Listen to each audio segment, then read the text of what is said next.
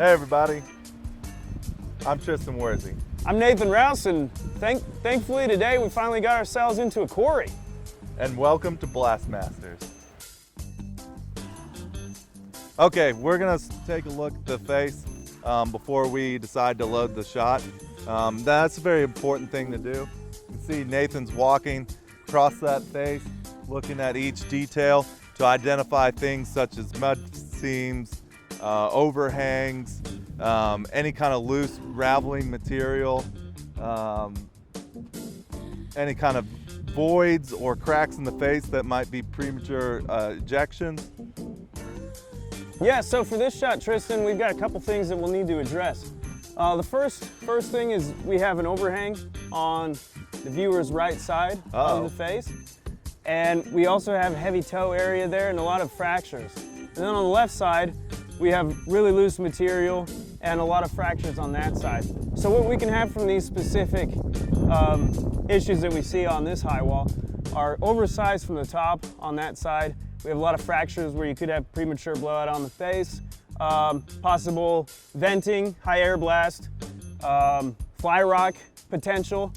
And then on the other side, it's heavily burdened, so you could actually have some stemming ejection and the same issues out the top of the blast. You could have the potential for gases and energy to escape through this broken area. So you really want to clean up the toes here. And then before this was shot, we definitely want to take a 3D scan of the face or a drone flight to photogrammetry. And then we can take that information, compare it to the drill holes, plan locations, and we can determine if we need to move a drill hole so that we're not over or under burdened for that particular drill hole. And if for some reason you don't have the luxury of being able to bring out some tools and do some sophisticated measurements, if when in doubt, definitely be on the conservative side. So we've got an overhang right here that looks like we might have an underburdened area. We have an area over there that has extreme burdens. We have a place where it might be a little bit less burden. It might be good to put in small diameter package product or stem through that zone.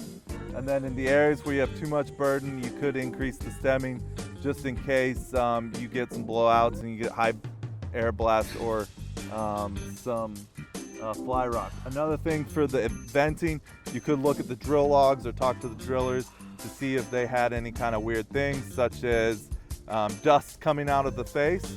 That's a pretty good indicator, or some kind of weird occurrence in the drilling, such as a increased drop in feed all of a sudden, or something that they can tell is loose, or if there's a void. Remember, if you have concerns about a face, it's always better to go the safe route and pause and make sure you get enough information to know if your blast is going to perform well, rather than just going ahead and let her rip and not really knowing what's going to happen with the shot with these type of conditions. Let her rip. Let her rip. Let her rip.